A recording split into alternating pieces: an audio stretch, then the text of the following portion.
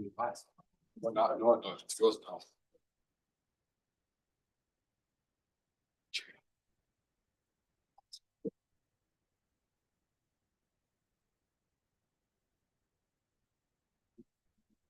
No, I'm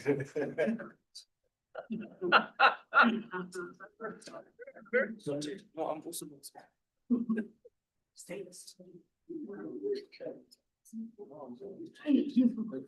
Fly.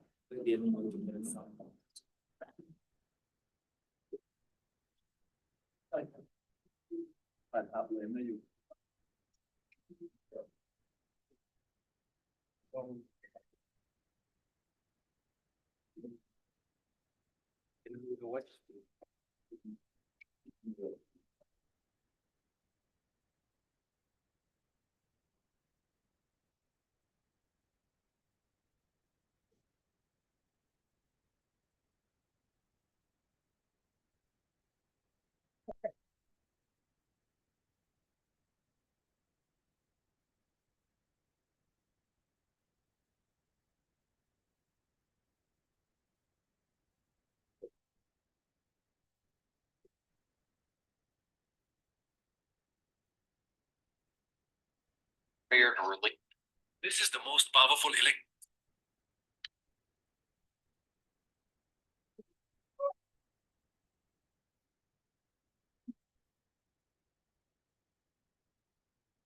Good morning. Welcome everybody to this launch, a very special occasion. We're all very excited about it, and we really are pleased that you've come out in your numbers to celebrate the launch of the MISTRA Coalitions Barometer II with us. And we welcome, we feel very happy that those who are online have also joined us today. My name is Sandy Africa. I'm the Director of Research at MISTRA, and I'll be moderating today's proceedings. So we have a program that involved an introduction by our Executive Director, followed by a presentation on the publication by the researcher on the project, Professor Susan Boyson, here with us, as are her associates in this project. At least one of them is with us in person today. And thereafter, we will have an opportunity for the audience to engage with the author and among ourselves. So relax, this is going to be a very exciting event. We all know that coalitions and coalition governance and the state of coalitions has very important and interesting dynamics in the South African context. And we're here to hear what the research is revealing about the way in which coalitions are shaping up, how they are functioning, or in some cases not functioning, but it's not for me to actually present that. I'm really looking forward to the presentation. But I'd like you all to know that this discussion is being live streamed on MISTRA's YouTube channel. And I would like to encourage the Zoom attendees to share their questions using the Q&A function throughout the webinar. What we're going to do is we'll allow for questions from the audience, but we'll also allow for people who are online to interact. So we'll be pulling questions from the questions that are presented to us. Apologies if we don't get round to your question, but we'll try to acknowledge everyone's contribution. In addition to that, we'll also be live posting throughout the event on MISTRA's social media platforms, LinkedIn, Facebook, X, and others. And we really like it when attendees participate. So please feel free to take out your cell phones and engage with us by tagging us and using our different hashtags and links. So that's basically the program for today. And yeah, let's begin. First up is the Executive Director of MISTRA, Mr. Joel Netshitenzhe, who is going to make a few welcome remarks. I'd like to introduce him. Mr. Netshitenzhe is the Deputy Chairperson and Executive Director of the Mapungubwe Institute of Strategic Reflection. He has a Master of Science degree in Financial Economics and a postgraduate diploma in Economic Principles from the University of London and a diploma in Political Science from the Institute of Social Sciences in Moscow. He's a member of the board of the Development Bank of Southern Africa and of the Life Healthcare Group. He served as a member of the African National Congress Executive Committee between 1991 and 2022, and is currently a member of the ANC's Veterans League, NEC. He's also served as a member of the National Planning Commission between 2010 to 2015. Let's welcome him, and I hand over to Executive Director.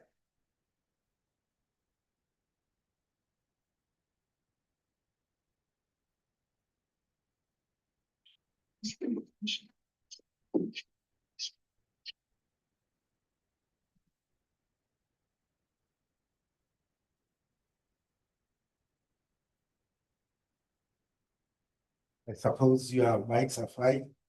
They both start with an E. Thanks, Professor Africa. I should reiterate your welcome to all colleagues, and thank you for joining us at this second iteration of the MISTRA Coalitions Barometer. We should from the outset thank FES South Africa for affording us this venue and for our ongoing partnership. As an associate of the German Social Democratic Party, they have invaluable experience, not so much in losing elections, but on forging partnerships, both amongst like-minded parties and in grand coalitions beyond ideological comfort zones. Professor Susan Boysen will present the outcome of the barometer, and we should express our appreciation for her expertise and detailed application. She has also been mentoring young researchers to master this discipline of research. In particular, Zenzo Moyo, who is online. He cannot be on phone. Okay. Who was formerly with the Institute, and MISTRA Associate Researcher, Sanele Maile. I can't see him. Both of them deserve special acknowledgement. What's the result out of all this? It's a tome of some 450 pages. But don't be intimidated. There is a 30-page summary. But even then, cross-referencing to the comprehensive report will be beneficial. The summary of the first barometer was released in 2023, and the exercise derives from a publication that we issued in 2021, Marriages of Inconvenience, the Politics of Coalitions in South Africa. The second barometer differs from the first one, not only in the granularity of data, clarity of variables, and analysis, but it also covers the national and provincial coalitions for the period since last year's elections. What is clear from the report in my reading of it is that the conclusions from 2021 remain relevant. And this would include issues such as the need for comprehensive public agreements amongst coalition partners, mechanisms to enforce such agreements, observance of laws in appointing bureaucrats, and an arm's length relationship in the executive management interface. In addition, there are issues that cannot be legislated, including political leaders' strategic acumen and emotional intelligence, and management of intra-party dynamics. Now, according to this barometer, between 2023 and 2025, there was some inkling of declining volatility in coalition-led municipalities, and yet minimal improvement in financial management and social delivery. And so, while coalition instability worsens audit and delivery outcomes, the opposite in terms of coalition stability and even majority governments does not necessarily result in better outcomes. At the same time, entertaining trickeries have continued in some localities, including party factions using the opposition to fight internal party battles, as well as voting abstentions, absences, and walkouts, in some instances resulting in parallel executives and managers. It is also striking that the government of national unity and the partnerships in KwaZulu-Natal and Gauteng have had minimal impact on alliances at local level. What about national and provincial governments? One can characterize the meta-narratives as follows, and I'll list them. One, the 2024 election outcome confirmed the frozen macro-social interests of the electorate in terms of liberation and social aspirations. The left of center and right of center parties in the government of national unity are thus challenged to avoid what one has referred to as the political center's macabre dance of death, which would promote the extremes in our body politic. Contentious issues on basic education, economic redress, health policy, and expropriation have led some pundits exaggerating the death of the GNU. But to the extent that these laws and policies were adopted before the seventh administration and had to be proceeded with, to that extent, it is the right of those within the GNU who oppose these policies to use legitimate platforms to sustain their opposition. Three, as with any elephant that takes time to tame, the ANC has had to learn the mastery of coalition politics, especially in the budgeting process. The anger that the DA's performative politics has generated on this matter has led to serious examination of alternative coalition options. We saw the outcome of the NEC meeting last weekend. But given domestic and global political and economic dynamics, including the stability and reliability of the other political partners, prospective partners, the GNU marriage of inconvenience currently seems to be the most logical arrangement. 4, our Constitution's progressiveness resides in its articulation of various generations of human rights, including economic, social, and gender rights. Whilst those who balk at comprehensive socio-economic rights have used parliamentary and extra-parliamentary platforms, including international mobilization and the courts, the ANC and its allies seem to be stuck in the terrain of governance, and they will have to relearn the utilization of other terrains of contestation. 5, international alliances against South Africa's social transformation seem to be solidifying. This naturally riles those who pursue thoroughgoing social change.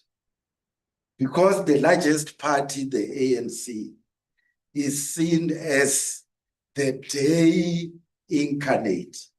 You can add the V and I, they being is it diversity, equity, and inclusion.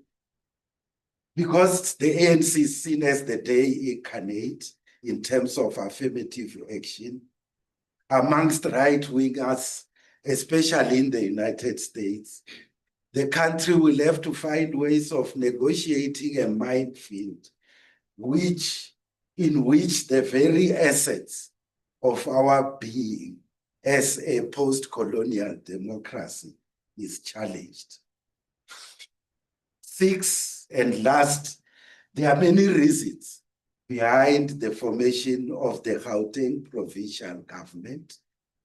What is important is that its apparent stability may contain some lessons about minority government in the South African setting. Many thought it might experience instability, but it seems to be sustaining itself. So maybe contained within that is an interesting lesson about minority government in our situation.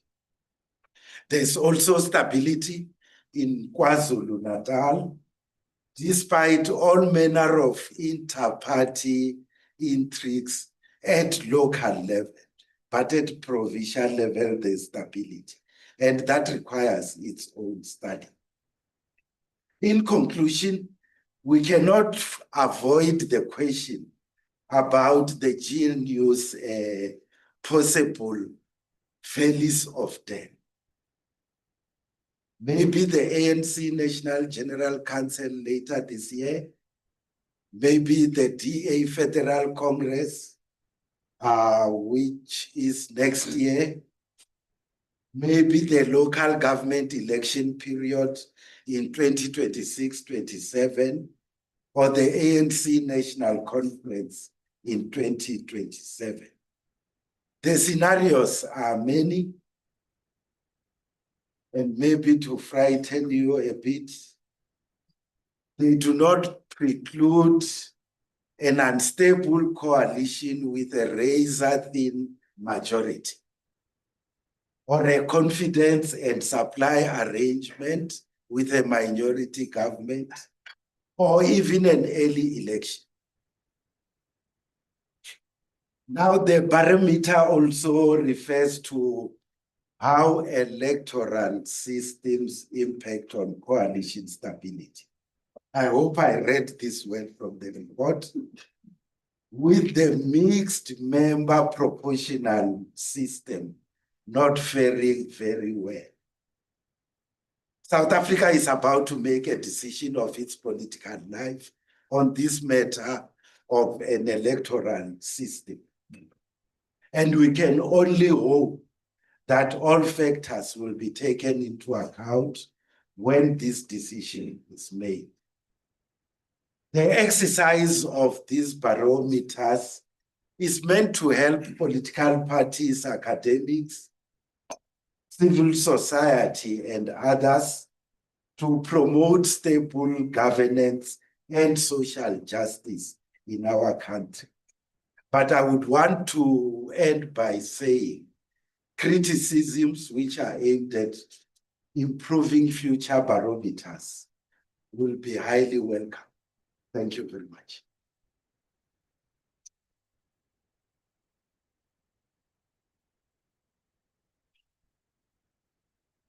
Thank you very much. Thank you, Director, Mr. Tenzi, for setting the scene and giving us some perspective with which to receive the presentation that we are now going to go into. And that is the actual presentation of the Coalitions Barometer. And this will be done by our speaker today, who is the primary author of the MISTRA Coalitions Barometer II, Professor Susan Boysen.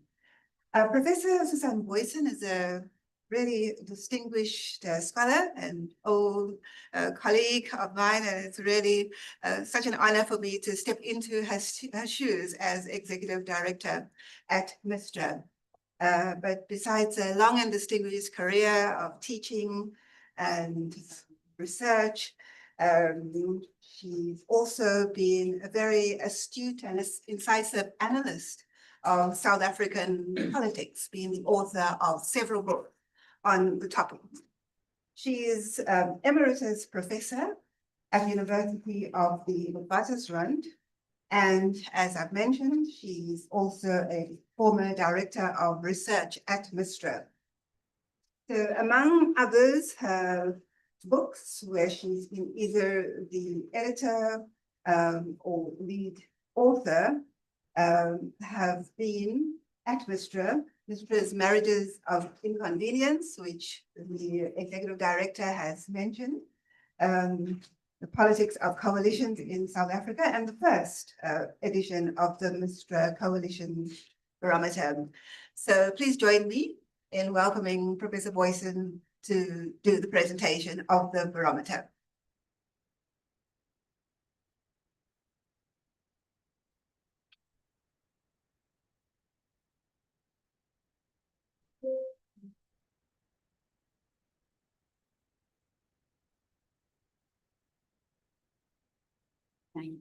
Thank you. Thank you, Sandy. Thank you, Joel. And good morning, everybody in the room and to everybody online. Big welcome. Thank you very much for joining us in this presentation. I couldn't not title my presentation A Maelstrom of South Africa, Resisting and Opportuning Coalitions. Coalitions have been adopted, embraced in a big way, not just by politicians, but by citizens and voters alike, and by many opponents too. And it is being given a new character. Whatever the textbooks have been cautioning against, this is what coalitions should not do.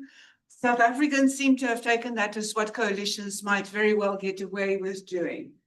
And so it is a roller coaster road. So, and indeed then, if coalitions are in South Africa to stay, extending further, then there's a need for us to pause. And this is what this barometer studies does, to dissect what lessons South Africa has been learning from experiences and from comparatives. Let's imagine we're in 2035 and yet another, I'm largely working on the assumption that coalitions are here to stay, but we're looking at institutionalizing another coalition, post another election. We may be thinking back as to what are the lessons that might have arisen, the practices of 2035 or whatever future year, that might have arisen from this period that we are living through now. And my presentation really focuses on the lessons that we have seen are being learned, better for worse, but a lot of it is taking shape. So the objective of this Coalitions Barometer that we're launching here today, second edition of it, 2023 to 2025, it to create a systematic record of this new phase in South African politics and governance, irrespective of whether it's permanent or reversible, on a trajectory of moving from extended period of liberation movement government. Very important, we cannot get away from that. It's part of how South Africa has been adopting and adapting to coalitions. Liberation movement party dominance within multi-party democracy, our system basically up to 2024, to an epoch of uncertain election outcomes and government formation.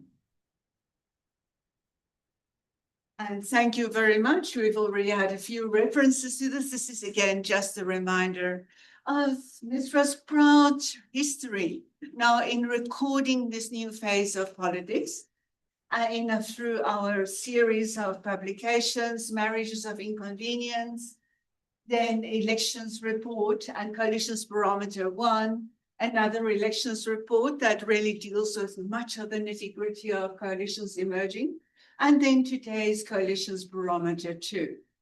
For discussion, I hope to run through the details pretty quickly. As I mentioned under methodology, I build my presentation both on the barometer and the empirical studies findings there, and I really acknowledge my two fellow researchers, Dr. Zenzo Moyo and Sanele Simayele, who were largely responsible for the 70 case studies that comprise the local government part of the barometer.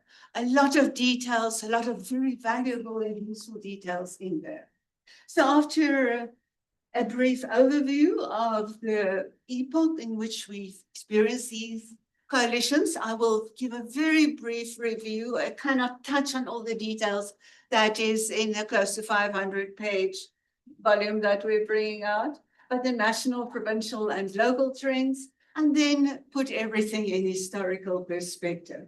So that is my program for this next 25 minutes. Firstly, as a general introduction, the period in which we live and cumulative details that arrive from this period.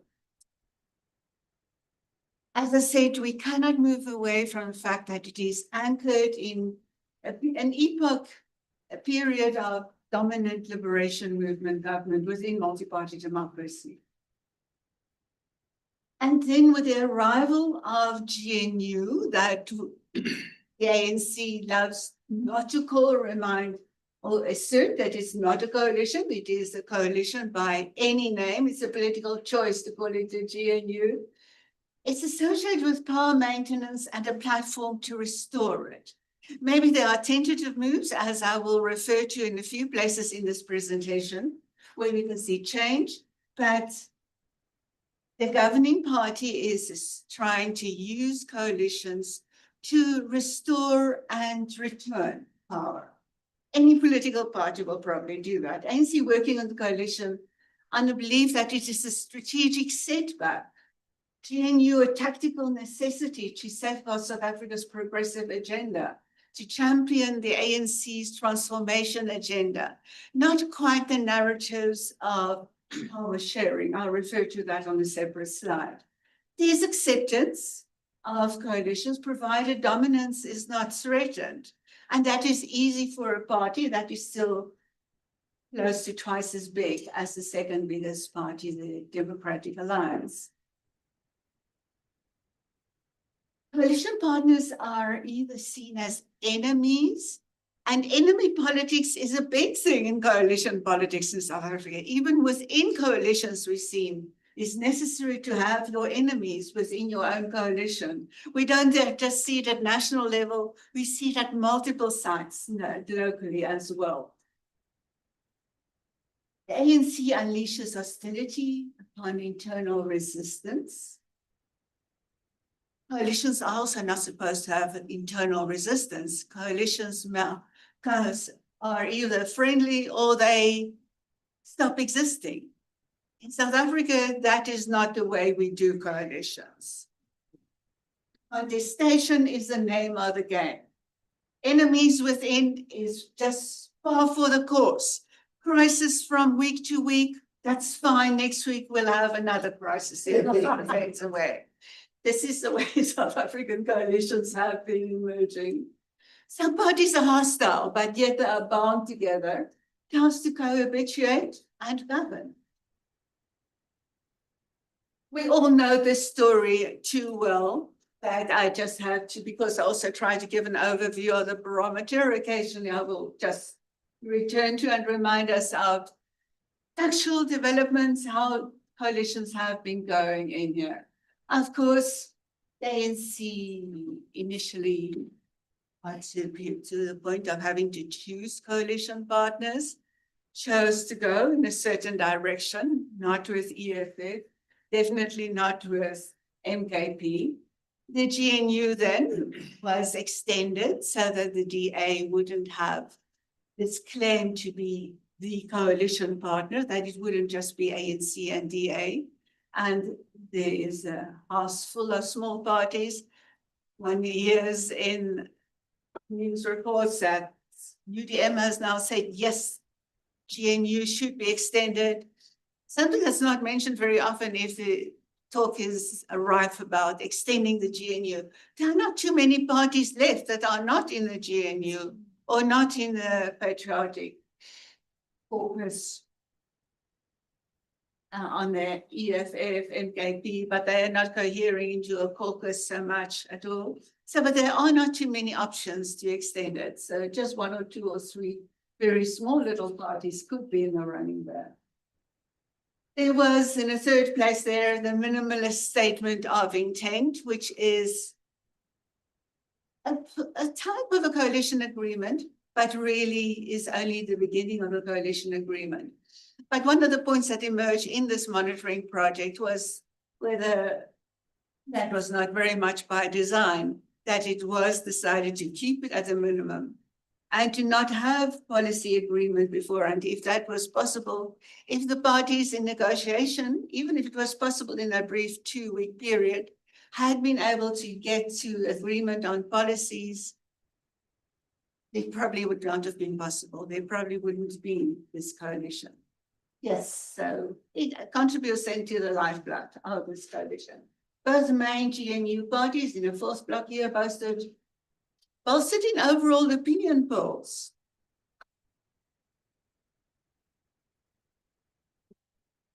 Both the ANC and the DA have been benefiting from being in this coalition government in the GNU. The DA's percentages, if we go, for example, by a few of the publicly available public opinion polls, the DA has been increasing a bit more than the ANC. The ANC, however, as we heard from media statements last week, are quite happy with how they have been putting in a little bit of recovery in the public opinion polls. So both these parties are benefiting in the public opinion polls, which usually are, in the case of good ones, pretty good reflections of what might happen in future elections. And both the main parties, the DA and the ANC, despite conflicts, and public is getting a little tired of the conflicts and the crises, but yet each time it goes better again, there is a resurgence of support again. So both these parties are really benefiting from being in there. And yes, this line has been continuing, the DA budget majority power.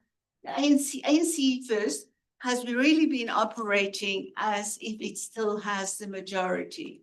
But that is the name of the ANC's coalition's game, not to accede to the fact that it is actually a minority, hoping for it just to be seen as a strategic setback, trying to keep the impression alive that it stands a good chance still to return to a majority.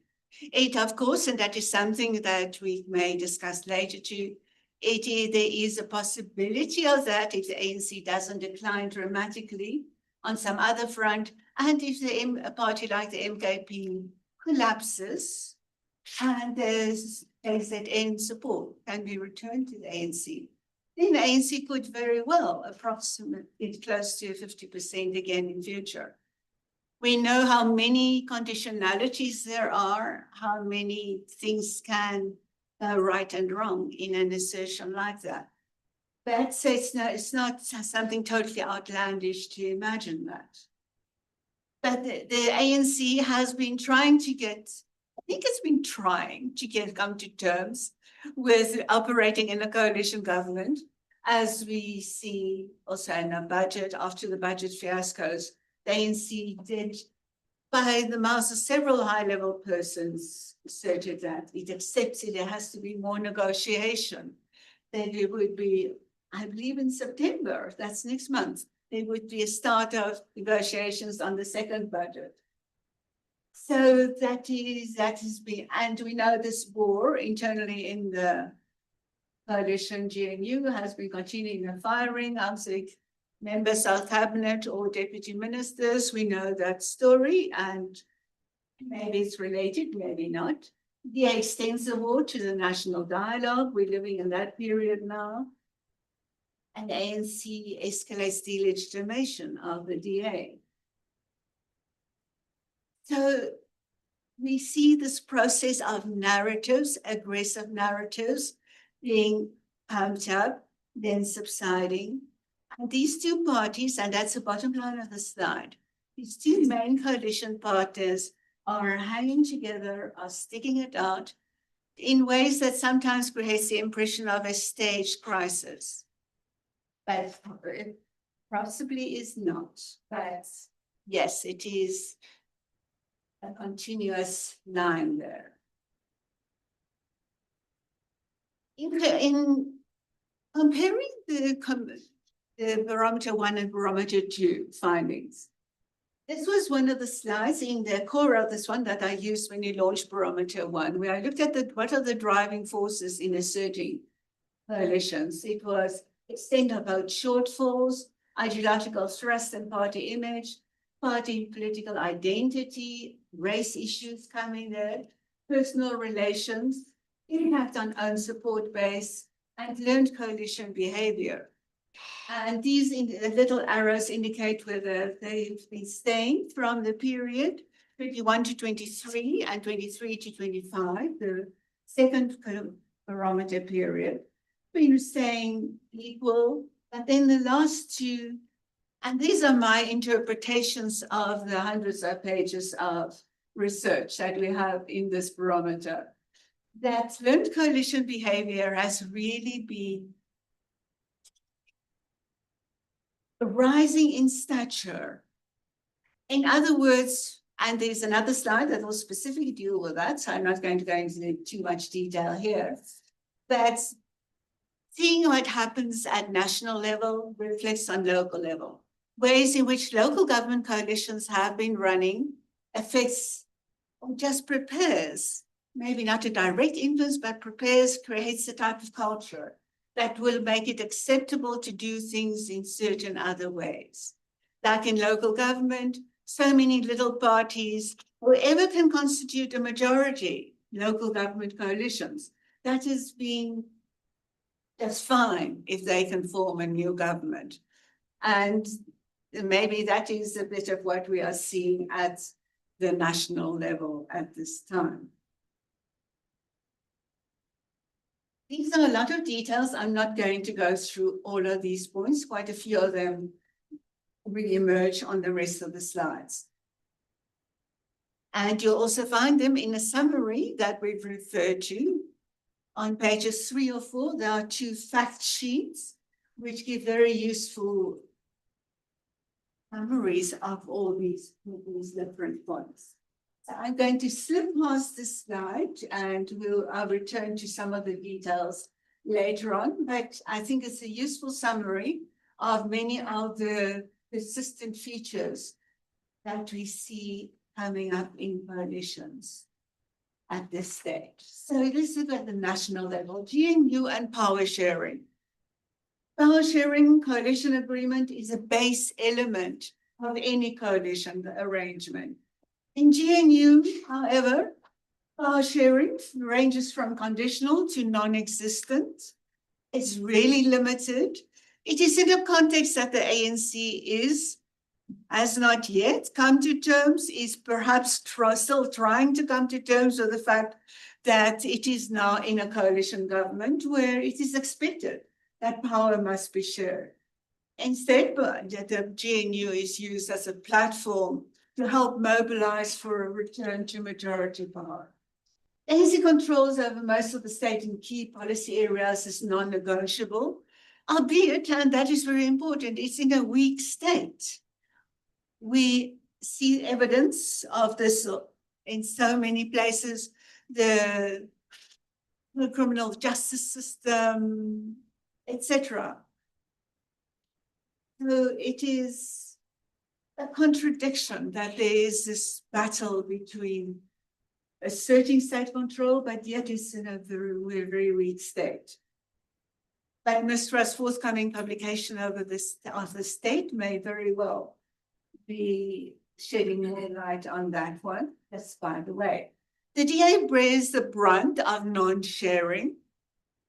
It had gone into the GNU really with the expectation that that coalitions mean power sharing, but that was not to be. They have been required to fight for every bit of influence that they wanted to assert there. But that is also a part of the game. And the DA is mostly quite quiet and quite compliant in this coalition, like many other small parties. The ANC refuses but extends compliance minimally post-budget. Yes, we see statements that they recognize there has to be more negotiations. Internal coalition contestation is the name of the SA coalition's game, laying charges, court cases, toxic narratives. This is how South Africa does coalitions. And regular proclamations that there is a crisis and that the coalitions have to be reset. One cannot possibly say that moment may not arise and there may be an ultimate break. But so far, crisis actually has become a way to mobilize support for the coalition. There are people who say each time there is a crisis, it's time they just break it off and get on with governing in another way. And there are alternatives. Thank you very much, Joel. You've also referred to them. Minority governments, etc., remain a possibility. But if there's crisis, there's also a mobilization of support, and those unspoken, quiet coalition partners like business and interest groups come out and mobilize in favor again. There are many smaller variations that you can see coming up there. Again, a data-rich slide here, which I'm going to deal with very briefly. De facto situation of alternative coalitions. That is actually already a reality. It became a reality at the time of the budget crisis earlier this year, where there was the mobilization of an alternative coalition. So that is already a reality. The DA did not run away when the ANC asserted the alternative coalition, alternative majority, with the help of BOSA and Action SA, when that happened. And maybe that is a signal that, yes, they do actually accept. And there are some systems around the world where there isn't a formal coalition agreement with one party, but big party can mobilize alternative ones on different issues with another party of another set of parties. And I use the term concurrent coalitions for that in a way that is already there, despite the fact that it was only in the last week that the ANC in an NEC statement said that they want to look at the possibility of officially extending the GNU. That is a whole different debate. So in South Africa, second point, coalitions are the site of continuous struggle. It is, in a way, an election campaign that is just continuous, ongoing, a continuous battle for power within a coalition. And in that process, the parties trying to extend their standing among the voters of the next election. And all of the parties doing it. In a way, coalitions anywhere in the world does that. But in South Africa, it is a particularly prominent feature. And small parties are used as pliable, demanding coalition partners. The small parties, smaller than the DA, have not really come up with policy demands. They are generally, and that is a point that the ANC can really use in that mobilization of alternative majorities. The small parties are charmed with their inclusion in government. Those smaller parties, the Patriotic Alliance, Action SA is not in there, but they can potentially be in future. The Patriotic Alliance is growing, has been displacing the DA in places, especially in a few municipal by-elections where they gained seriously, vis-a-vis especially the DA, but it's not just that, there are a few possibilities there. But small parties in the coalition do not come with policy demands that we are made well aware of. So that is they are ideal partners. The bulk of the small ones know they are never going to go anywhere else but being elevated in a coalition. So they have got no intention to leave. They are very loyal to their coalition main partner. Third, and the ANC risky multi-level strategic stalling. So the ANC still hopes to use this, as it's also referred to as a holding pattern political arrangement, using coalition to get to the next election where perhaps they can do better. The provincial election coalitions. There's just a few points that I want to raise here. Of course, as had the statement of intent had envisaged, there is no cascading of the national formula to the provinces.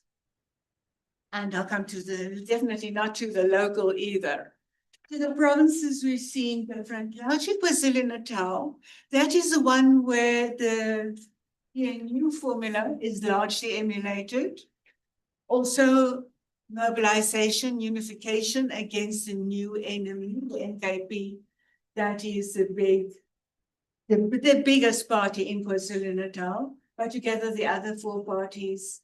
NFP is not represented in parliament, but yes, one seat in KwaZulu-Natal legislature, and they make a bare majority in an 80-seat legislature in KwaZulu-Natal. And so far it seems to be working well.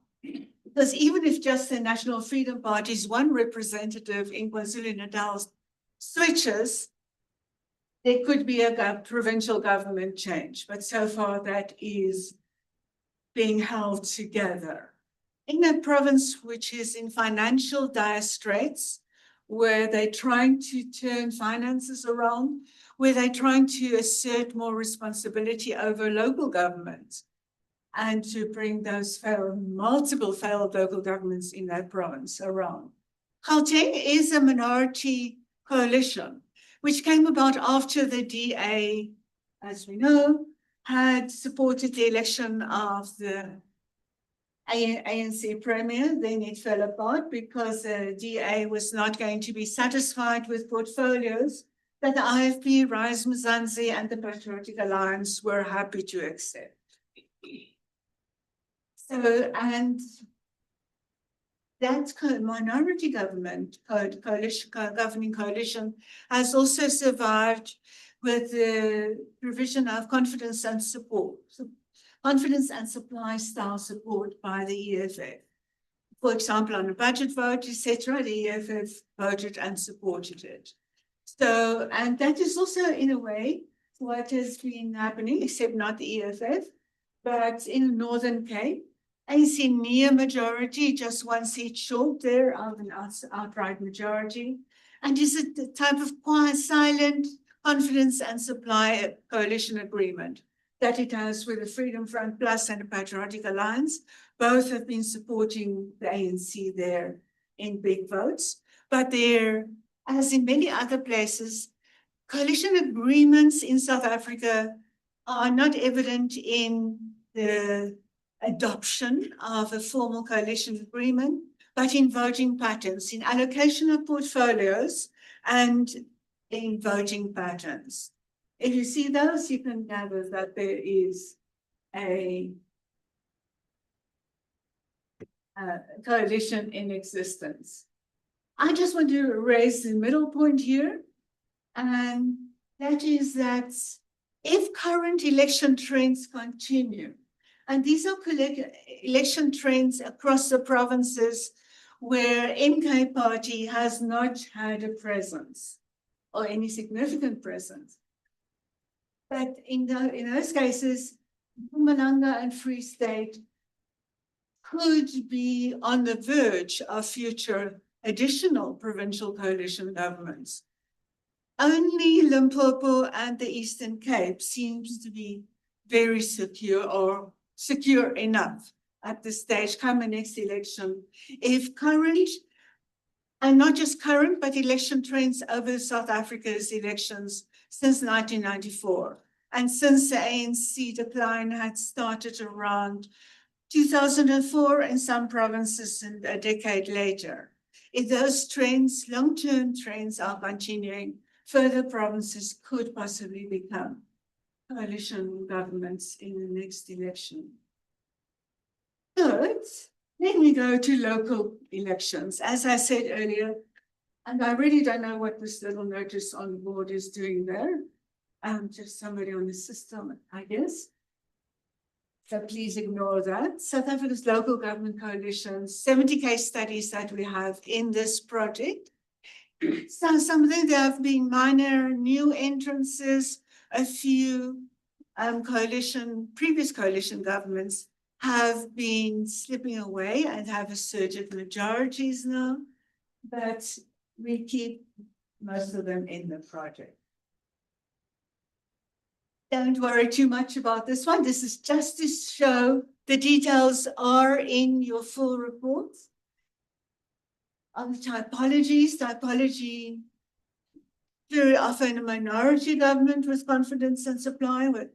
I call them consensual coalitions because the smaller parties, minority parties in a particular council knows they haven't got a chance to institute an alternative method, and they just let the biggest party and its supporters run with it.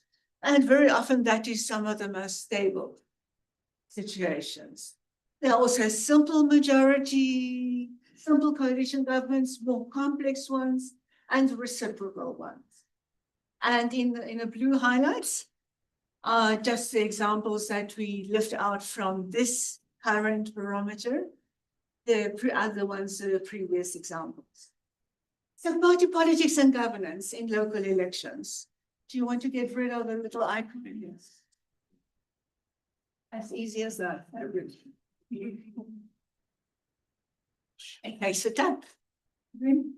Party politics, calming of coalition and substitution. We've seen after the fervor following the local government elections in 2021, previous barometer had a lot of detail on that. There's been a calming and relatively fewer substitutions, a bit less tricks in the last 2 years than in the previous 2 years in those councils. Much of the fervor following local government election 2021 was because voters had interpreted the ANC's loss of majority as a situation where voters voted not to have the ANC in government anymore. And then they saw it, and the EFF was a big part of that movement, if I can call it that, to say, yes, we shall align with the DA or with whichever parties chose to come together then against the ANC. The ANC has changed that situation around quite a bit, and very specifically through very specific mobilization in councils. has regained control in quite a few of these places that have gone locally, municipalities, gone to the opposition just after 2021. And so there has been a relative calming in that situation. GNU formation, despite that anticipation in a statement of intent that there may be a cascading, the GNU formation did only impacted a handful of local government coalitions. A few of them, very few, followed the example, and there was a change of governments locally following that period of institution of GNU. Any coalition configuration is permissible at local level. And really, the 70 case studies show that anything goes. Any ideological orientation, presumed ideological orientation, doesn't exist. When it comes to adding up the numbers and who can bargain to get what position, get what benefits for their parties, and we don't know what about acquired benefits either. So anything goes, any political parties can come together. In the Western Cape, we've seen the Freedom Front at one place where it has got across several municipalities stable coalitions with the DA, ditched the DA at one point a few months late last year, and aligned with the ANC and got the mayorship. So everything, ideology and policy in these coalitions is very negotiable. In terms of governance, the rise in stability does not translate into effective governance. Turnovers and change in coalitions obfuscate accountability. There have been so many changes, sometimes not complete turnovers of coalitions, but one party leaves the coalition, another one or two little ones join them again. And it becomes very unclear as to which party is responsible for what part of poor governance or governance failures locally. It's going to be very interesting to see how that impacts on local government elections next year. And financial management remains dismal across local government, coalition and non-coalition governments, the same. There are several kinds of interventions we know, and the report gives the detail of under administration or not. I picked up recently that there is an increase in municipalities being served with Section 124 of the Constitution interventions. That is basically just a provision that says national government has a responsibility to ensure the functionality of local government. And then national teams have been arriving. I believe it's happened in Buffalo City, not a coalition municipality, but across the board. And so different kind of interventions seem to be on the rise. This quick table summarizes just a few of the points. You can see on the road, top row, that is the Auditor General's thoughts and opinions of the municipalities. And the S1 to S5 is MISTRA Stability Index. I define the stability index there. So where the Auditor General had unqualified without findings, the top score for municipalities. 8 of those in that column were Western Cape and 2 KwaZulu-Natal. Interesting, there is a big concentration. We actually know that of well-run municipalities in the Western Cape, but we also know it's not only there. What we also see in this table is that some of the most stable, their S1, that row, the most stable municipalities are spread out across the Auditor General's findings. So stable does not mean there's going to be good government or effective financial management, clean financial management. It is really scattered all over, although there are several trends. Like in the column of Auditor General 4 adverse findings, we see 4 Western Cape again, 4 Western Cape municipalities in there, 1 in that column. So that's really poorly governed ones. And just for noting, anything below Auditor General 1 is actually beyond the public sector. That could be a reason to have serious discipline instituted in those municipalities. Good. So this is just to reinforce the point that political stability does not guarantee good government. And now I start winding up. One of my last slides here, or the last one before I come to my conclusion. 23 to 2025 is a period that I call the loss of local government innocence. A few years ago, when this coalition period started, we like to remind the people who formed these coalitions on the left hand, institutionalized pre-election alliance announcement. That is very good for coalition government. Follow through with sufficient period of negotiation. Formalize agreements, make it public, flesh them out, have policy details in there, get agreed mechanisms for oversight and enforcement of coalitions. Overall curtailment of council legislative tricks and other antics, such as motions of no confidence. That was on the left-hand side, the good advice that we thought may be useful to give to South African coalition practitioners for this period of heightened coalitions that lay ahead. 23 to 25 practice shows totally different situations. Just about none of the points of advice have been followed. There's no prospect of pre-election announcement of coalitions. No way. The parties first have to add up the votes after the election to see who they need to get into a majority. That's the way South Africa has been doing. And that is what we've been learning, the learned behavior. Policy and ideology negotiations are not relevant as party power and give and take for parties prevails. And because those don't agree, this seems to be the rule, don't agree on policy issues, because if we agree, we can't use it as a weapon against you later in a coalition. Even if we use it as a weapon against you, doesn't mean you're going to leave this coalition. So robust is what we call South African coalitions.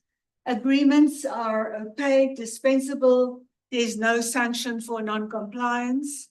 In most cases, it's just not feasible.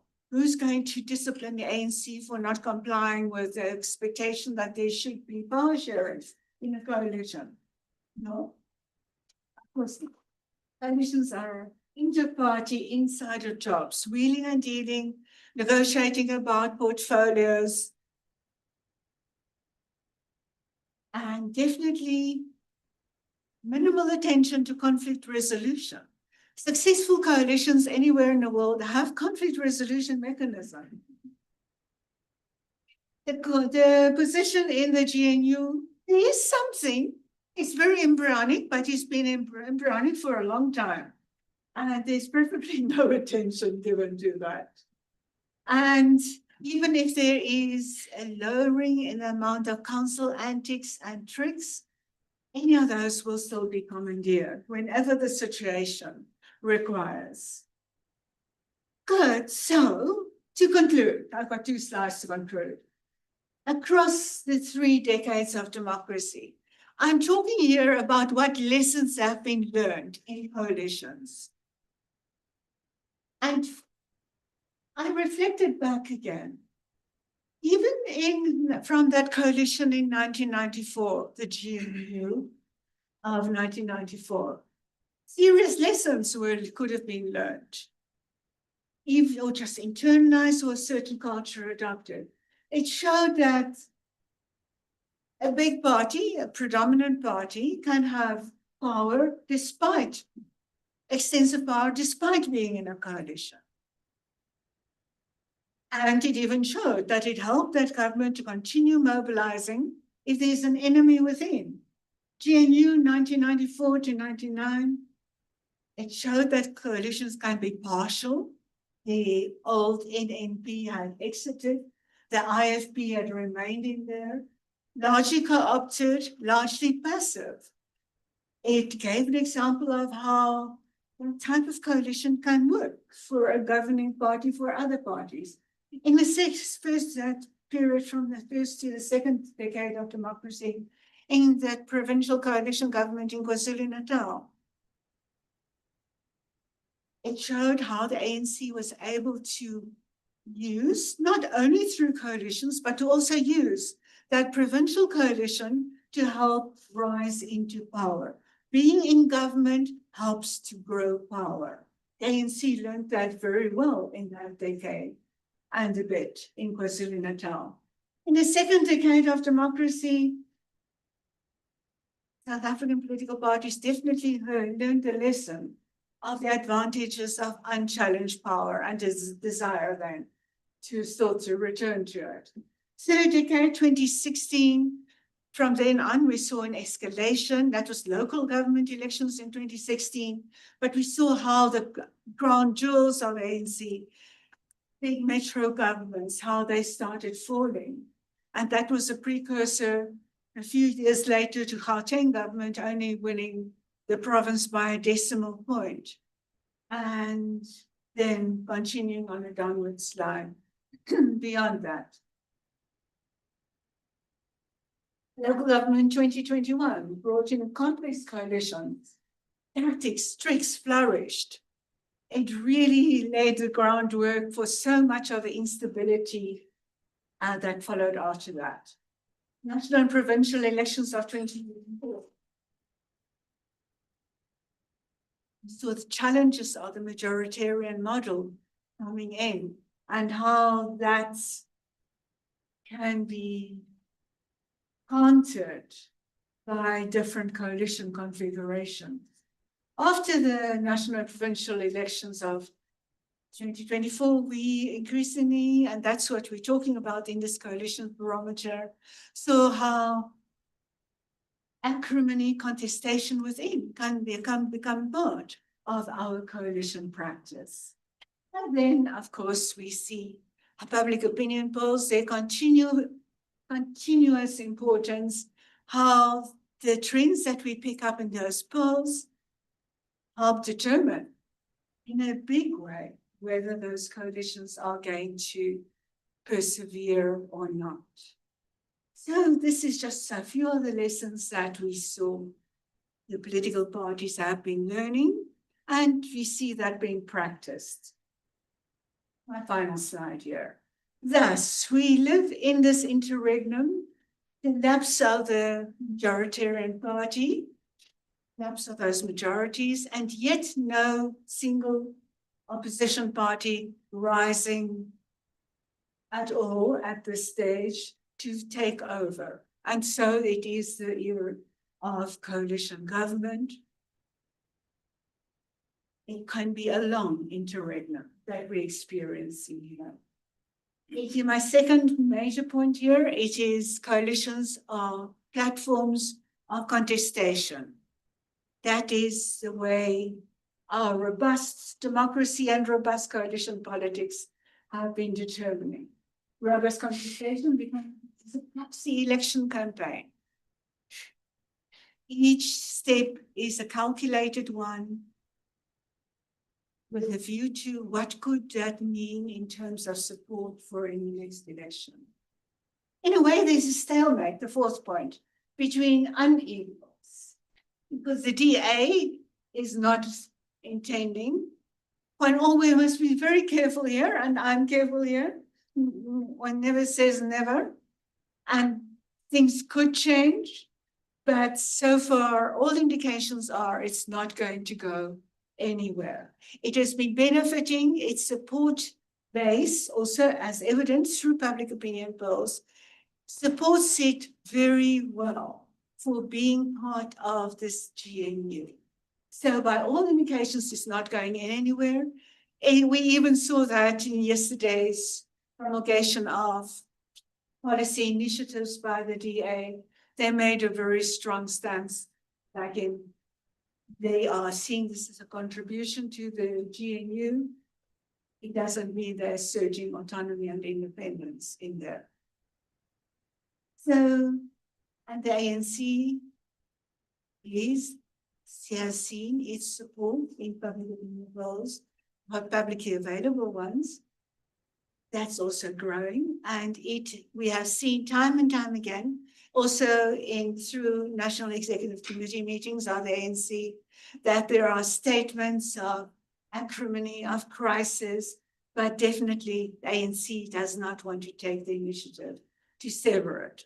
So it's probably a situation that's going to continue for a while, and we would love to hear your opinions on it. On current coalitions, my last point here, the order of the day. We've seen alternative majorities being mobilized. The DA did not walk away when the ANC did it the first time. It will probably not walk away if it does sees that happening a second time either. Thank you very much. I appreciate your audience here.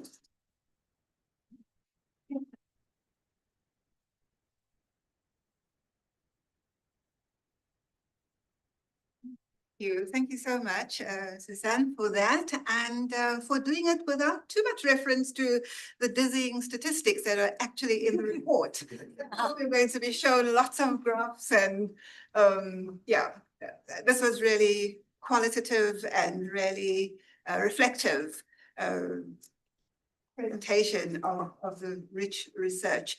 So thanks for that. We move immediately on to the next session of the program, which is the Q&A. I would just like to remind the people who are online, thank you firstly for staying with us, but feel free also to use the chat function, the Q&A for your questions or comments.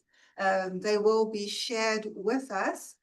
And yeah, we'll be opening this up now to the floor for questions and responses, and even points of debate, perhaps. A few ground rules. We actually don't have that much time. So I just request that you present yourself and who you're coming from, and the media really welcome, obviously. Thank you so much for being here to ask questions, and but state who you are and pose your question very briefly. I'll take them in rounds of maybe 2 and 3, and so that we don't have our backs to you, I think that we're going to shift to that table. Okay.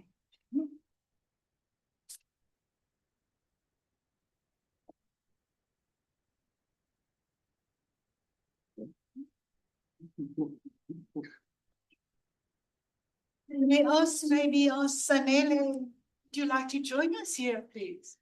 Yes.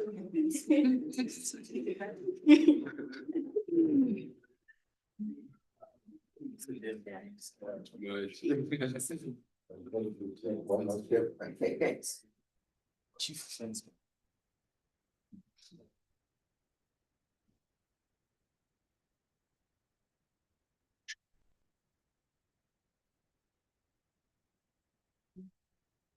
So there's a roving mic.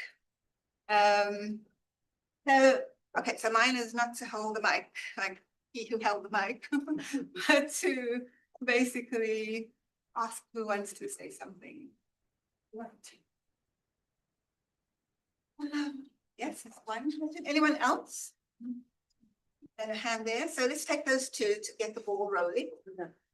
Oh, the mic is here, so she's going to start and we'll bring it over to you.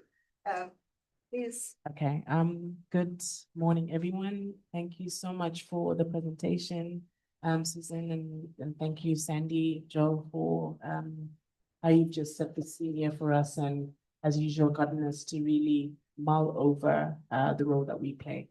So I'm not a South African citizen, I'm an African one, which of course is also very much at the heart of MISTRA's work.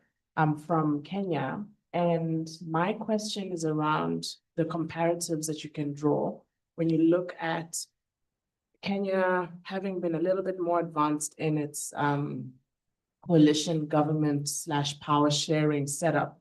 And what we see in South Africa adopting that now, what comparisons can you draw when you look at the African landscape and what's different? Because as you know, for us in Kenya, if you're watching the news, the Gen Z have really been at the forefront of disrupting and really querying the effectiveness of this power sharing setup.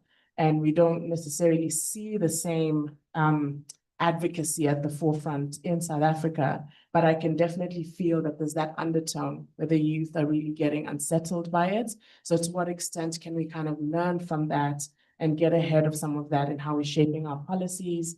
And equally, what can Kenya learn from South Africa's adoption of it now? Because it's something that I'm kind of always thinking about as someone who's lived in both countries pretty much for equal parts of my life. Thank you.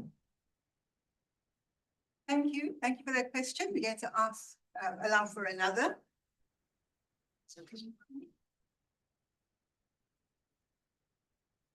Thank you. Prof, my question is brief. It's on this top to down approach in coalition formations and negotiations. How detrimental is that? Because we see that top structures, they have taken over the formation and the negotiations of coalition at local government, excluding local structures, and the local structures are very much close. They are the people on the ground. So I think how detrimental is that they are not given the autonomy to decide on issues. And the other one is the impact of the GNU on local coalitions. To some extent, we have seen the political stability. We don't see the high frequency of executive changes much, but we still see the persistent issues of issues around governance and service delivery. Thank you for that. And if you could bring the mic back so that we can answer those two questions, the first of youth engagement in coalitions and the other of the hierarchical nature of coalition politics in South Africa. Thank you. Thank you very much. I might say, the comparative and African examples, those are topics that we really deal with in MISTRA edited volumes. Excuse me. Marriages, excuse me, marriages of inconvenience. But there are a few lovely chapters also reference to Canada. To Kenya. Okay, it's Kenya. Thank you very much. And yes, indeed, the youth issue is so crucial when we get to this. In South Africa too, we do not yet know definitively whether the youth is going to start engaging more or whether they continue withdrawing. If they continue withdrawing, of course, it will really impact the support of parties, and not the ANC more than other parties, but all of them will be affected. So the robust and engaging coalition politics notwithstanding, I think politicians have to be very mindful as to the message of fighting warring parties that comes across that will, and no doubt about that, be very alienating to youth and will affect their sense of being engaged with, be having a part of the system. So it is definitely, it is certainly something that has to be embraced in a way that the issue must be embraced and dealt with in South Africa, as I think Kenya has been a very good lesson to that politics, so much of the politics moving beyond the system and younger people being increasingly prepared to protest against the system. That's something in South Africa that the political parties are still trying to guard against, that protests in the context of a weak state, and South Africa is a weak state in the sense that its institutions do not have complete control over society.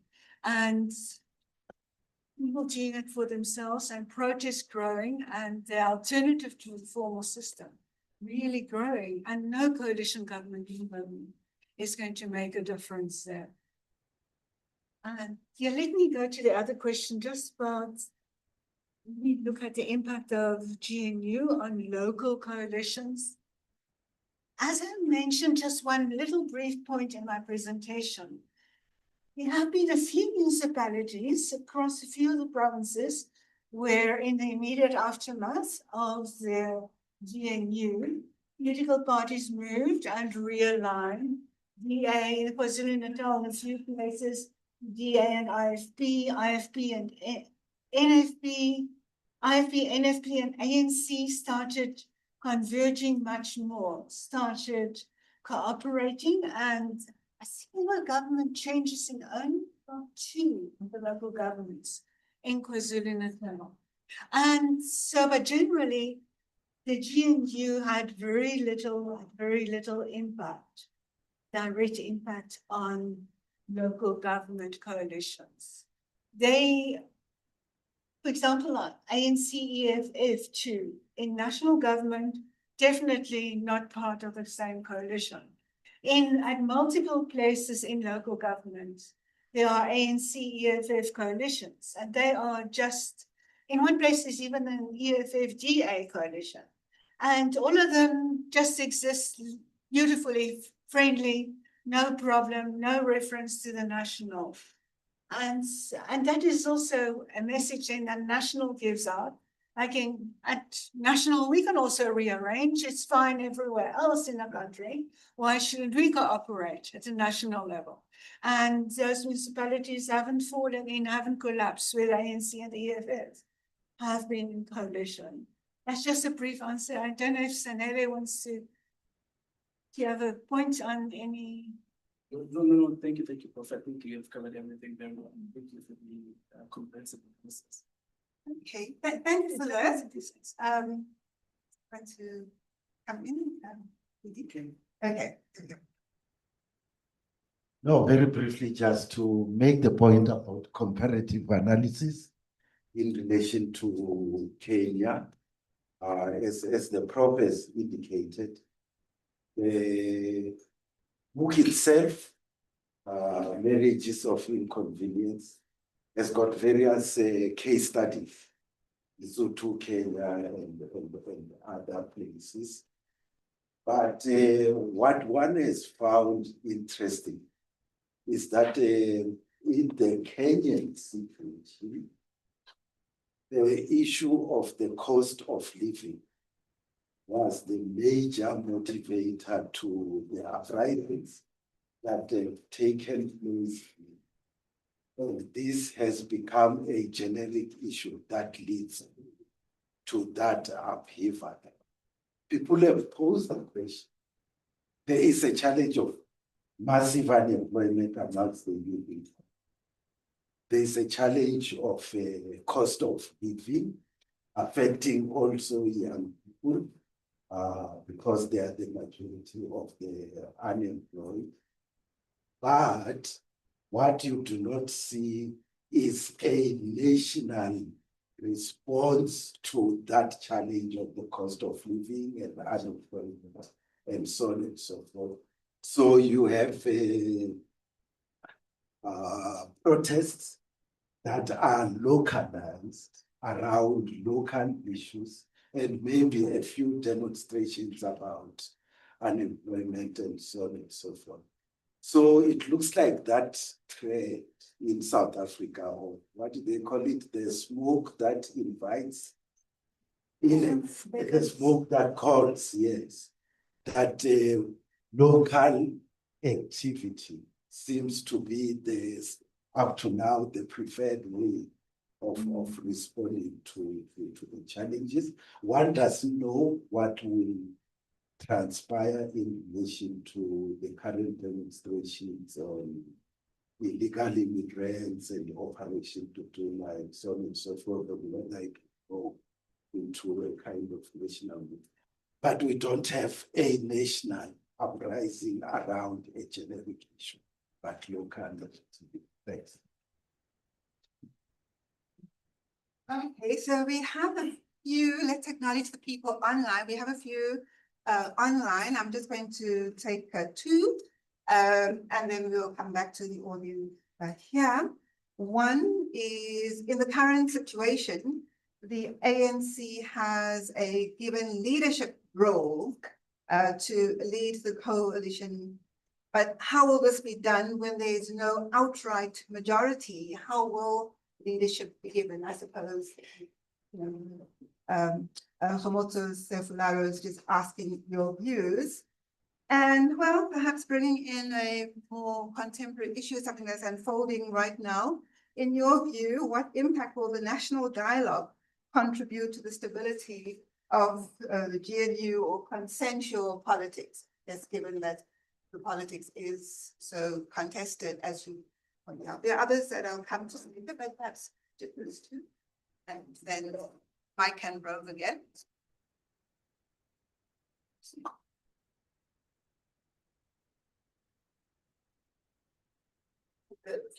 Oh.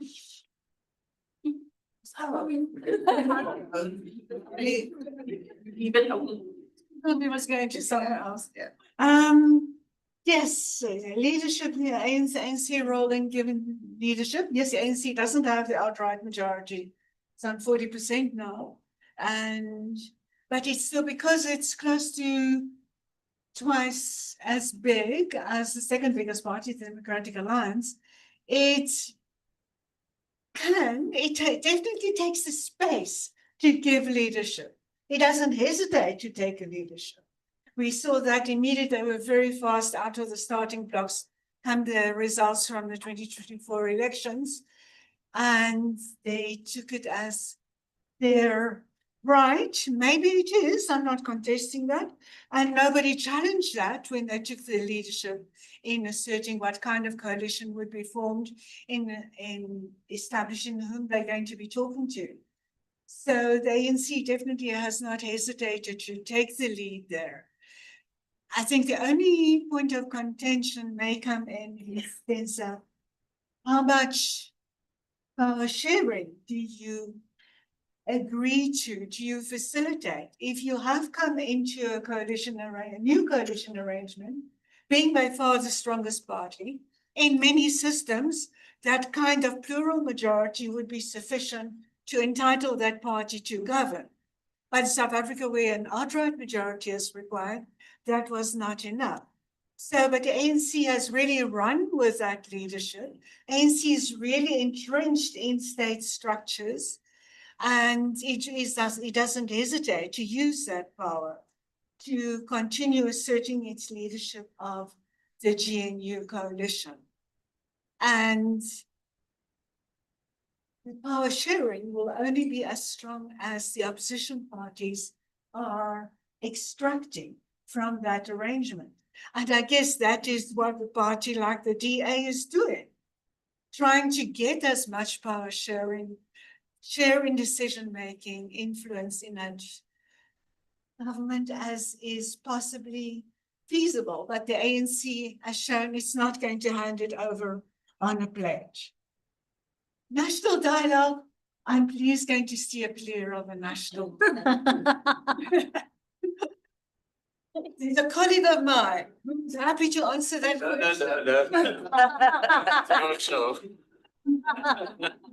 question. Please, Amma, help us here. I really don't know how it's that national dialogue is going to affect consensus in GNU. Someone who's watching this whole thing online saying they noticed me in the back row. And I said, that's where I prefer staying. The national dialogue is, I'm not going to go on forever about it, but I mean, it's a very ambitious project. And I think that's why there's so many questions about will it succeed and who's in and who's out. And I think the foundation has suddenly found, wow, put it off more than they actually thought they could be able to manage. So it's going to happen. It's going to, I hope, and I think a lot of people that are involved, hope that by the time the National Convention will kick-started this weekend, by the time the second National Convention happens, we hope that there is a high level of involvement so that at the second National Convention, there's a writing up of a social compact, very much an aspirational document for the next 30 years. How that's going to impact on the politics of it all is another question.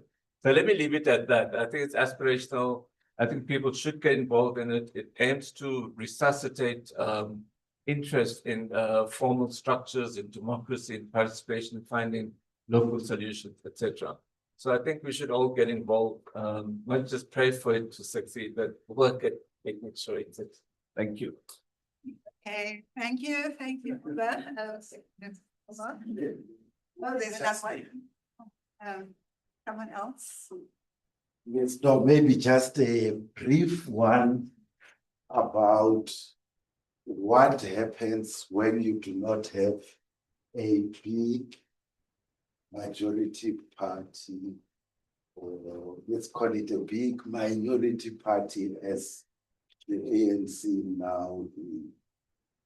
I suppose it's not so much a question about the ANC as such.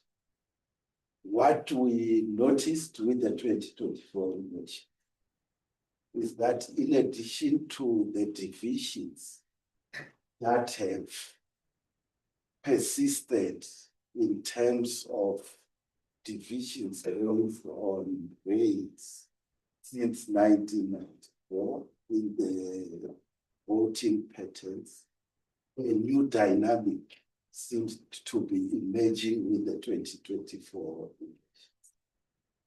And this is the dynamic in which within the Black community, you have parties emerging that appeal to narrow ethnic identity. This would apply to such parties as the Patriotic Alliance.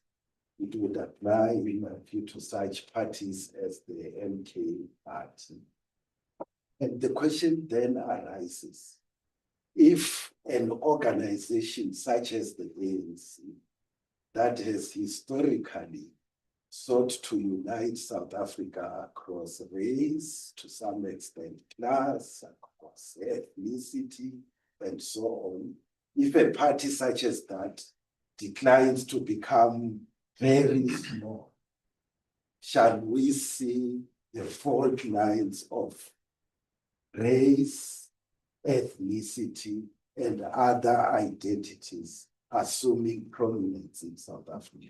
With what implications for the unity and cohesion of the South African body?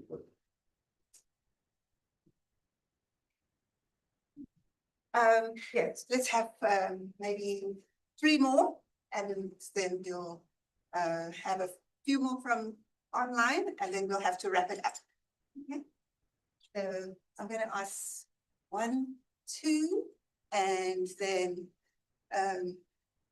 3.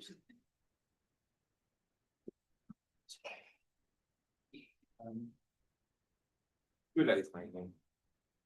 Marriage of inconvenience is a very interesting way of characterizing what's going on. Others have called it a toxic relationship between the ANC and the DA. And others are saying no, but it's just democracy at work. If they agreed, then there will be no oversight between the parties. But earlier there was a conversation which never grew enough legs around a clearinghouse where the 2 parties would come in, ventilate issues before they get to the public domain.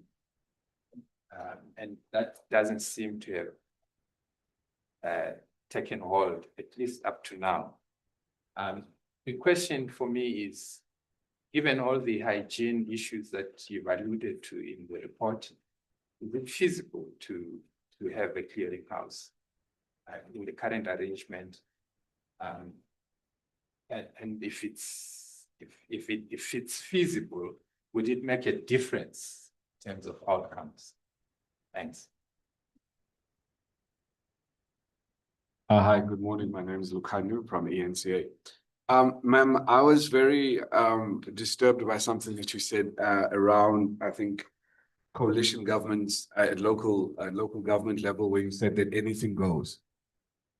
What does that mean? Does it mean then that policy and ideology does not come into discussion for coalitions at local government level? Because if policy and ideology does not enter the room in, as part of those discussions, what does? Does it mean that then you just power? People are just seeking power? And could it be then that it's politics of the stomach as well, that then takes preference over policy and ideology? Because if those two are not coming into the room when those discussions are taking place, what's in there then? Thank you.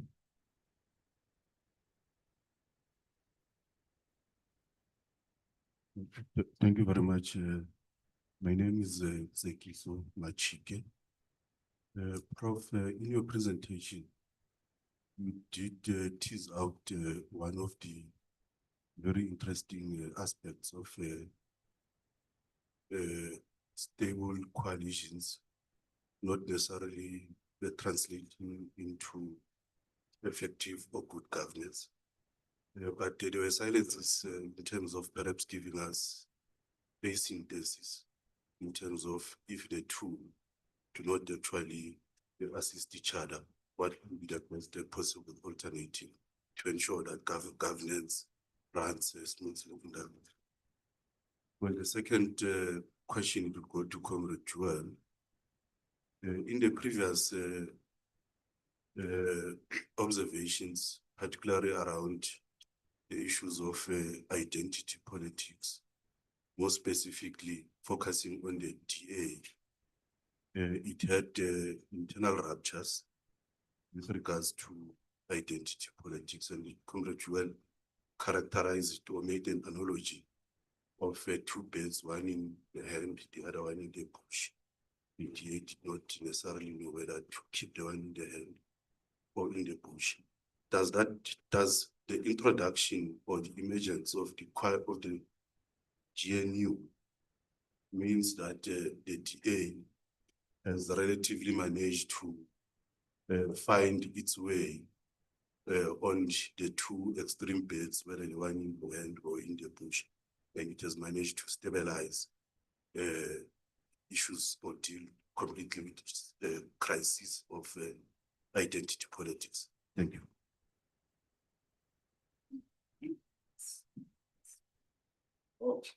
Thank you. My name is Muluku Mloto. I am a journalist with ENCA. I just want to understand to what extent is the maintenance of the GNU and perhaps in provinces such as Gauteng and KwaZulu-Natal dependent on the personalities, particularly the leaders who are governing these two big organizations in the GNU, the ANC and the TA. Given the fact that we know in the ANC, there are those who do not approve of the current gene. They would prefer to bring left-leaning organizations such as the EFF. And even in the TA, there are those who are not happy. They feel that under John Steenhuisen, the DA has assimilated. And given the fact that 2027 is coming for the ANC elective conference and next year's Federal Council of the Democratic Alliance. By the way, I will still request for more questions after this. Separately. That's the media. Thank you very much. Take us to some of these questions. Whether a clearinghouse is feasible in the present, that's a very good question. We know it's just really been underemphasized, preferably not much attention to it because, and you know, fears from within the participating parties, and that's probably more from the ANC than from others, was that such a mechanism would be overwhelmed totally by the differences that are being entered there. They also were reluctant because they thought it might even encourage more issues to come in there. And that is a very important point, because that is one of the ANC's ways to manage conflicts in a coalition in several other places, to pretend it doesn't exist, to let silence meet it, and thank you, Joel. And to let silence meet it, and it will go away in due course. And we can imagine this current coalition statement of intent coalition, where policy issues were absolutely not deliberated. There are a few, there's a statement of these issues will be attended to around these 3 priority issues. We will focus our attention. But there are so many ways in which that can be done, in which that can be interpreted, that the policy differences, leadership differences, budget differences, all of those issues would really go to a clearinghouse mechanism or whatever the conflict resolution mechanism is.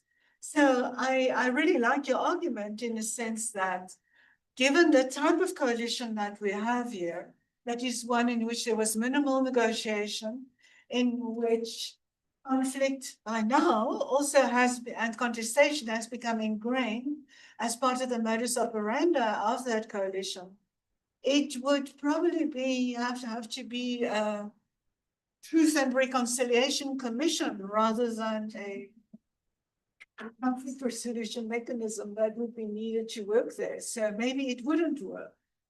But if the coalition could revert to one in which there is proper negotiation about policy positions, and we know coalition partners, they don't agree on everything, but they agree, successful coalitions, they agree on a convergent program of a small selection of issues and build their period of governance around that.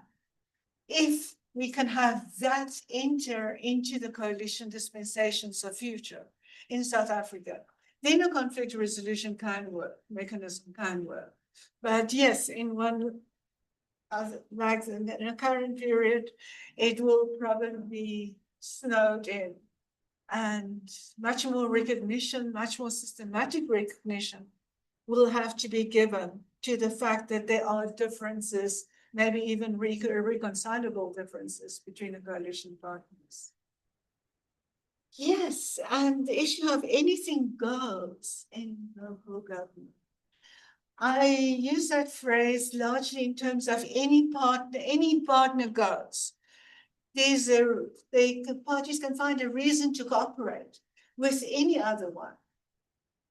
Most extreme to the left, most extreme to the right, find ways to cooperate when they get power. And then they find they get together to use that power to, as they argue, to promote their positions in the longer term. But there often isn't a longer term in these coalitions where any party goes, because it's largely the smaller parties. In the local governments, it's largely the smaller parties that have been so far responsible for the instability, because they're the ones that come without much of anything, much of leadership, much of a policy program, much of an ideology, of a vision, anything. They are one of these, have a post box and will register with the AIEC and background. And so, these smaller parties then very easily flip from this coalition to the next one, depending on what the next offer is. And something which this report is, we haven't got the research capacity to investigate that, but of course there are favors that change hands, there are promises of contracts and tenders, the usual kind of story that does play a role. Control, even if it doesn't, obviously not part of negotiations, but control over some portfolios. Even if you're a small party and you do not in agreement to cross over to another coalition, if you do not have something specific like a position, you can control over a portfolio. And some portfolios can be very lucrative to political parties, and that has been happening. So yes, there can very well be convergence on, we're going to act on this and governance continues. We implementing this program, and Sanele, as you would have seen in your part of the research as well, there's so much that does happen, ways the municipalities spend their money, irrespective of the instability. There are agreements that the money will be spent in certain ways on certain projects, maybe not always efficiently, or maybe hardly ever very efficiently. But there are things that do happen, but that would happen, I think, irrespective of what the specific parties are, the programs of the parties are that agree to cooperate, even if they are very unlikely partners. Maybe Sanele would like to chance to come in on the decisions to spend on. Thank you very much, Prof. I think I'll really take one question. Sure. I think the question that speaks to, I think the question that you were referring to about stable fees and the governance. So through our analysis and our observations from the report, so we will find out that even though that you will find out that in other municipalities there are stable coalitions. So we came across a number of issues which seems to be persisting from the previous report that Prof is written like previously, which speaks to the issues of poor service delivery and also like the municipalities state of finances, and also in terms of the mounting debts. So we'll find out that the situation, like it hasn't really has changed so much, but we continue to face these challenges which I've mentioned and others that Prof has already alluded on. Okay, so I'm watching the time. So what I'm going to do, Edie, is give you 2 minutes, and then I'm going to just acknowledge 2 or 3 of the comments online. And the good news is that the authors are not going anywhere, so we can mingle with them and they can answer our questions directly if we still have them, because unfortunately we are running out of time. Thanks. Very briefly. What about the ANC and the so-called left-leaning organizations? I suppose there'll be debate about left-leaning. Yes, there may be pronouncements that tend to suggest some radical politics on the part of some of the parties, the so-called progressive caucus in parliament. But if you were to look at the conduct of members, but most importantly, the leaders, if you were to look at policies in relation to other issues, in a party like the MK party in relation to the constitution, traditional leaders, and so on, the appellation of left-leaning, I think, would become questioned. But in addition to that, I think the debate that the ANC has had is whether it would be to its advantage to form coalitions, or rather a coalition at national level with parties that are fishing in the same pond, or whether it would be better to form a coalition with parties that are not challenging its core constituents. About a bird in hand and 2 in the bush, I think that's one of the major challenges that the DA has experienced over the years and has not resolved that issue. My own sense is that they have decided to stick with the bird in the sense of propagating policies that will ensure that they retain the support, especially of the white electorate, and also to some extent, the Indian and colored supporters in KwaZulu-Natal and the Western Cape.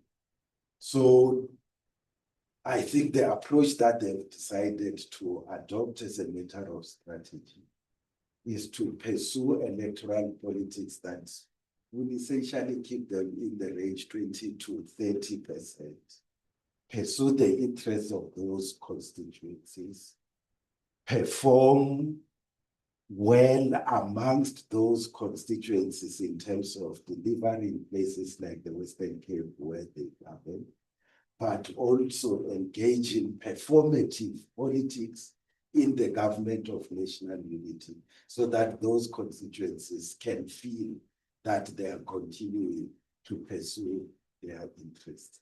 That would be my analysis, that they've decided to keep the bet in hand.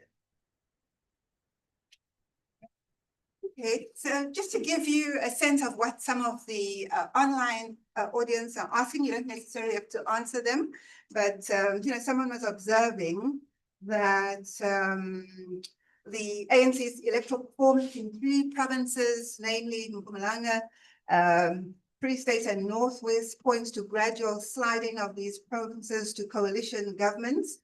I guess the question is, would you agree with that? And what are the strategic recovery interventions these provinces or parties in these provinces the ANC can consider to avert coalition government arrangement in 2020-29? That's a summary of that one.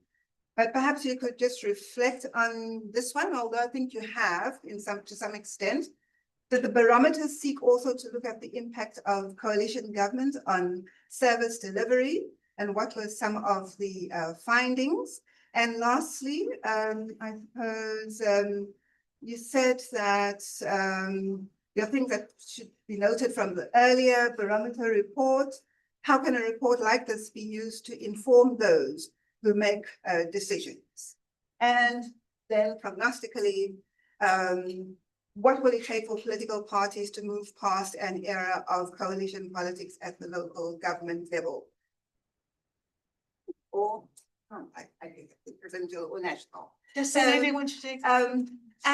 Yes, I think what we will do is give you each a few minutes to respond to any of these questions that you think you would like to respond to as your closing remarks, and then we'll bring the session to a close.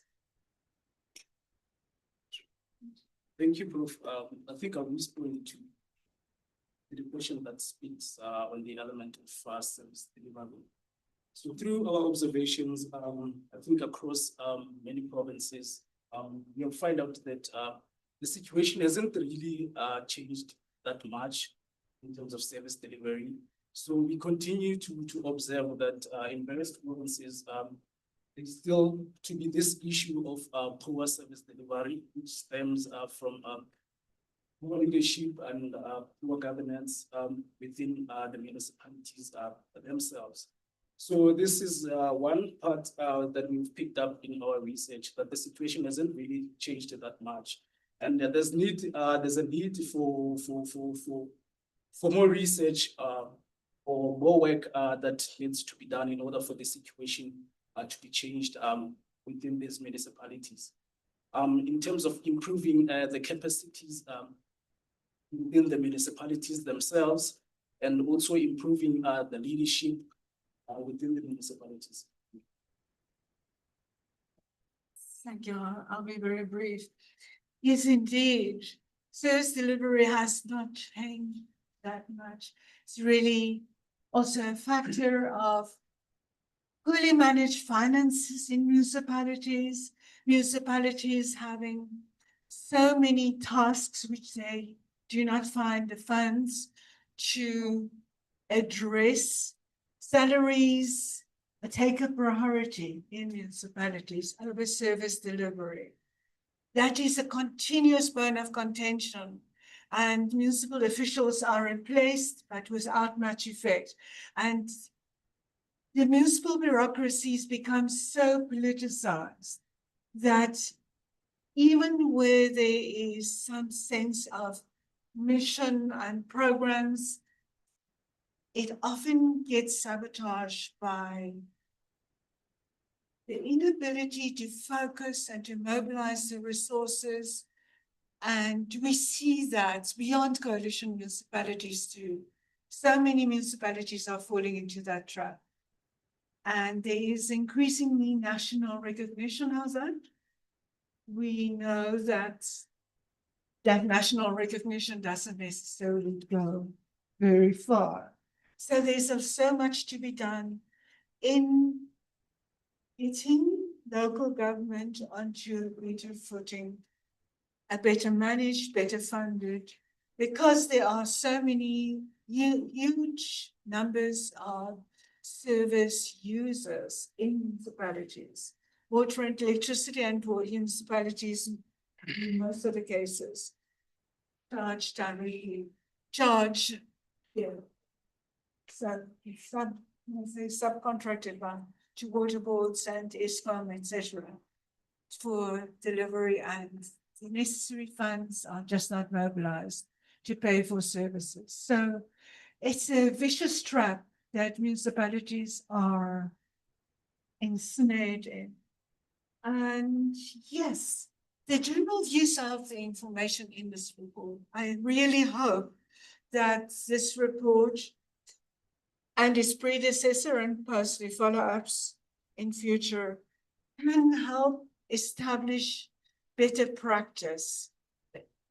Basically, first place at the political level and understanding how the governments, coalition governments work, given that it's probably a further expanding phenomenon in South Africa, understanding how they work, the mechanisms they use, how they relate to one another, how one would go about in getting policy issues on the agendas, and in managing these coalition governments. I think if a report like this, research like this can make a small contribution there, and as it should, I really hope that we can help in a small way to put coalition government practice on a better footing. Thank you very much.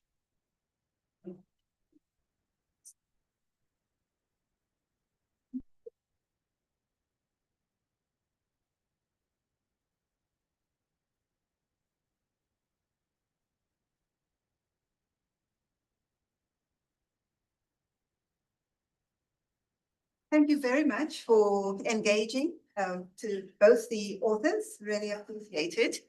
But we've come to the end of the formal part of the proceedings. I think that the questions were so cogently responded to that I'm not going to closing remarks that talk to the presentation. All that's left for me, therefore, is to really sincerely thank everyone for attending this launch. And to thank Professor Wilson, who led it, but also her collaborators. Zenzo Moy is not here, but Zanella Simi is here. So thank you to the team and to everyone who supported. Thank you to the people that you reached out to. You didn't talk about the research process, but it involved extensive data collection.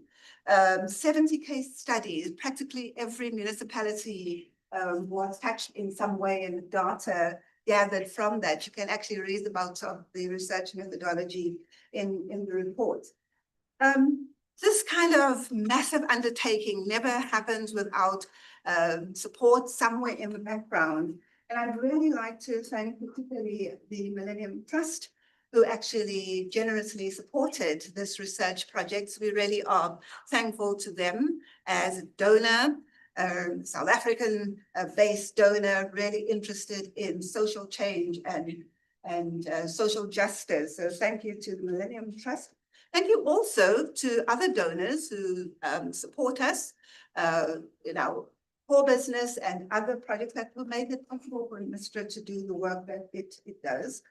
As the executive director has mentioned, thank you to the Frederick Everett Stichting, in whose premises we are. They're always very generous, either with support financial or in kind, as has happened today, and we really do support them. I'd like to thank the staff and the management at MISTRA because they also have been central to making this project happen and giving us a space for it to actually unfold and come to this point. So thank you to all of you colleagues who are here today. Thank you to our PR team, 2807, so ably led by Afuni. Thank you for the logistics and to the team here at the FS who helped you. Thank you to the media for being our voice. I recognize you, I see you here. Some of you, haven't said anything, but we recognize and we hope that you continue to engage us on this and other important questions. But thank you most importantly to everyone who got up rather early today to be here, to participate either here physically or online. Really do appreciate that. And I would like us to give yourselves, including the speakers, one more round of applause.